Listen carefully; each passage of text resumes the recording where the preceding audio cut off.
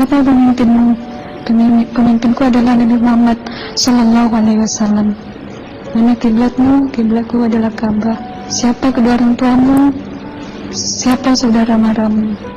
Terus saya diperjalankan. Setelah itu kedua orang malaikat ini memimpin tangan saya, tangan kiri saya, membawa saya ke satu tempat, menduduki saya di sebuah kursi. Pada waktu itu kursinya tuh empuk, mungkin 8 busanya ya, cantik. Terus di sana saya duduk di sebelah kanan saya ada tiba-tiba berwujud seorang perempuan. Dia mengaku Amal. Kamu siapa?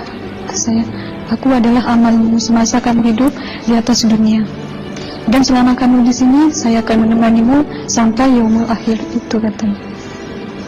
Dan pada waktu itu saya melihat perempuan-perempuan solehah berpakaian muslimah, berkerudung, mencium pipi kanan, pipi kiri.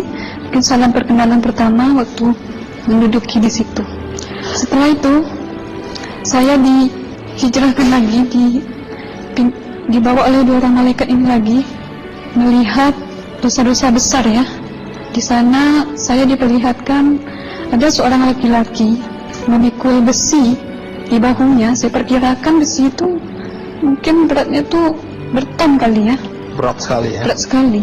Terus dia berjalan nggak sampai ke tujuannya, berlumuran darah nanah, baunya na'udzubillah misalnya. Bajunya tuh sobek-sobek. Waktu itu ruh saya disaksikan oleh Amal.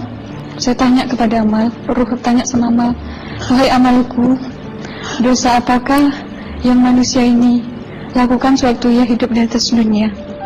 Amal menjawab pada waktu itu, sewaktu manusia ini di atas dunia, dia ini adalah menyantet orang, menemuh orang, sehingga dia berjalan nggak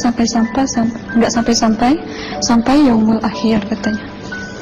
Yang kedua, saya melihat ada seorang laki-laki saling bunuh-membunuh. Sebentar kayak gitu lagi. Sewaktu manusia ini hidup di atas dunia, dia adalah seorang pembunuh, hingga dia tidak mau bertanggung jawab terhadap orang yang dibunuhnya.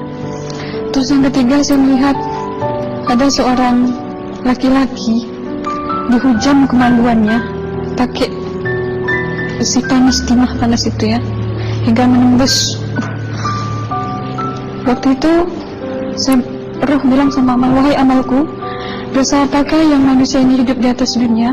Amal waktu itu menjawab, sewaktu manusia ini hidup di atas dunia, manusia ini adalah seorang perzina. Setelah itu saya melihat ada seorang laki